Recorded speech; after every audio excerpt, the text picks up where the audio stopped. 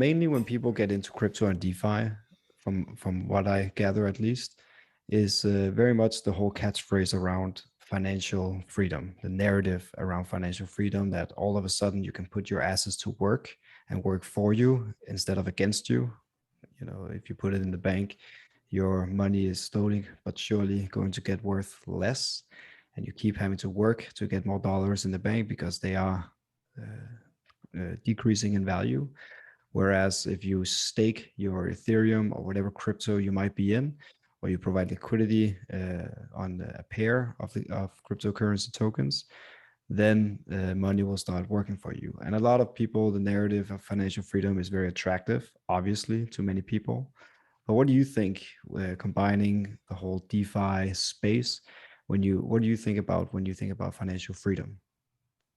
Yeah, I think for one, self custody, obviously, like this is, as far as I know, one of the first times in history that you could forget about holding Ethereum and Bitcoin. Like, let's just say you want to hold USDC, which is obviously is a reputable stablecoin, or any other asset that you want. Like, you can forget about Ethereum, Bitcoin. You can hold a stablecoin. You can hold any niche currency, and that could be protected by just 12 or 24 word seed phrase that you have memorized in your head, which to me is so fascinating. Like, if you have a passport, you can memorize his 12 words or write them down or store them somewhere safe, and you can go anywhere in the world. And it's just cool that you could have $1 billion protected by just these 12 words, and you can go Mm. anywhere in the world and have that freedom. That it's like the idea of a go bag. I'm not sure if you're familiar with the term, but like you can Yeah. have your passport packed in it, your seed phrase. You don't need any cash now, Yeah. maybe just a laptop or a smartphone to connect to the internet, and you can just go anywhere, and you know that you have like some value that you've protected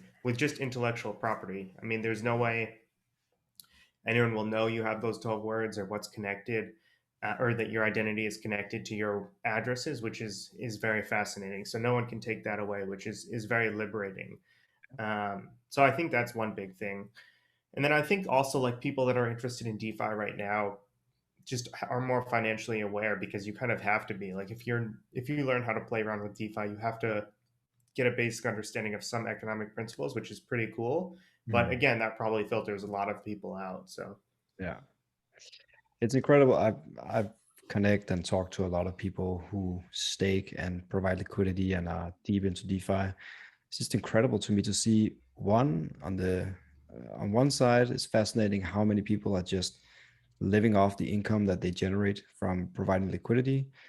But it also saddens me a bit that they are not really motivated anymore to work. It's almost like a startup founder who sold their company and they made a ton of money, and now they're not really as passionate or driven as they used to be, because now they have all this cash sitting in the bank. Why should they work anymore?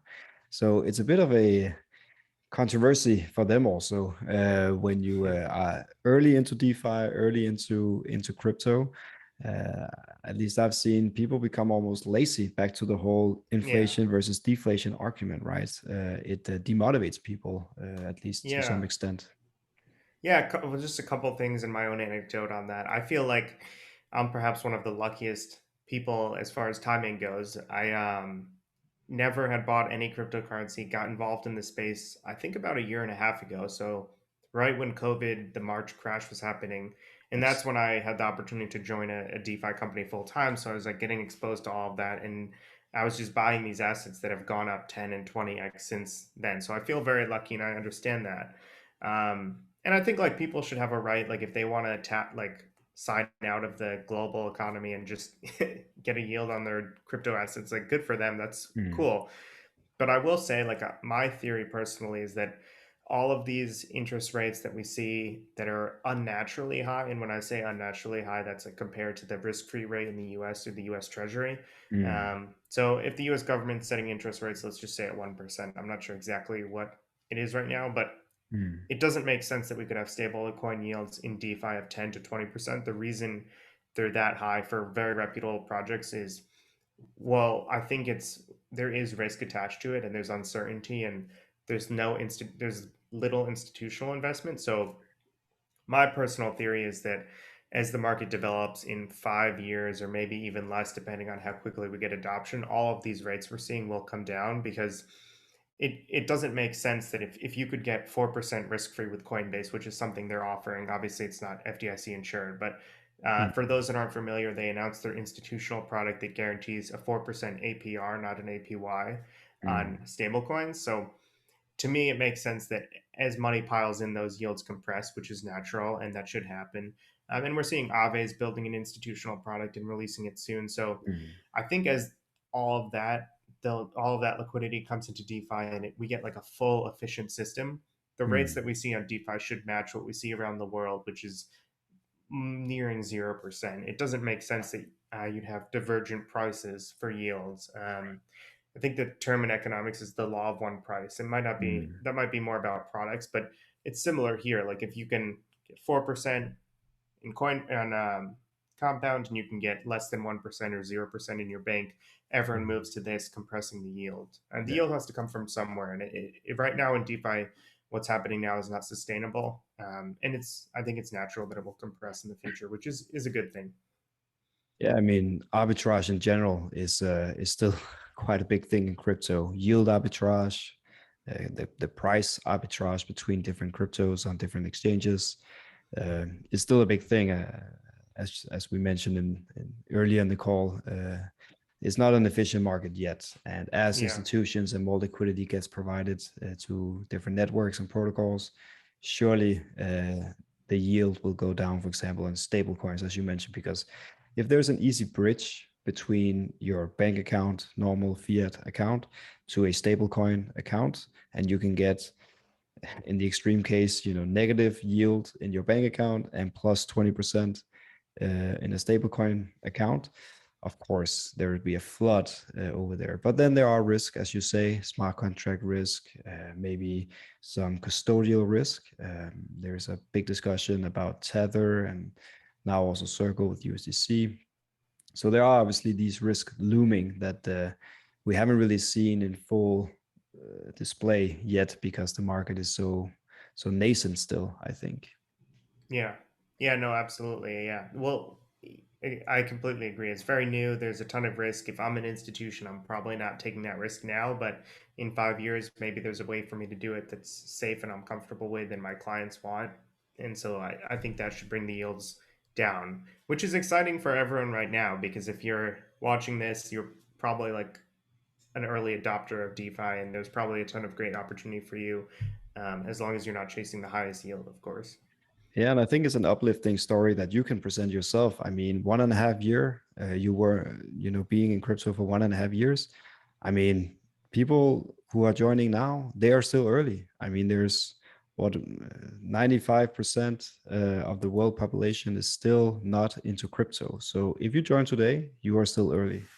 Yeah. I So did see some stats that I don't know what it was, but it was like a shocking. I don't know if you saw this, but in the US, I think it was like a shockingly high percentage of millennials that received a stimulus check put it into crypto. I think it might have been as crazy as mm, like 40%, which wow. is very fascinating. I don't know if that's a good or bad thing. But it was some very high number like that. I'd love to look that up at some point. I saw Um, I saw a report from the BIS, basically the bank of the organization that organizes the central banks. So the central bank of central banks, if you will. And they put out a paper or study about crypto and how much is adopted. And they quote a survey, I think it was back in 2020. So obviously there's a difference between now and then. But they quoted there that there's less than 1% of the world's population, or in the US or something, is exposed to crypto. But then you look at the number of wallets, and as you mentioned, stimulus checks and all this. People, there was a counter study to the BIS report saying that 40 million Americans are exposed to crypto, into crypto. Maybe they don't have assets, but they have a wallet. So mm, that's obviously the counter argument. So yeah, the numbers are obviously different and difficult to measure, I think. But I think one thing is for sure: if you join crypto still, it's quite early compared to, the mass adoption that we hopefully will see within the next few years. yeah.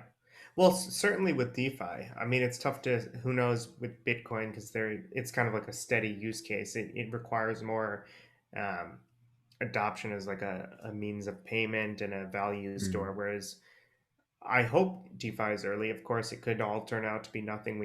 You never know. I mean, I think regulation could halt it or slow down the process pretty drastically. But I hope we're still early in DeFi. It's my hope that in 5 or 10 years, the projects we're talking about now are just in a totally different place and much more developed and advanced. So.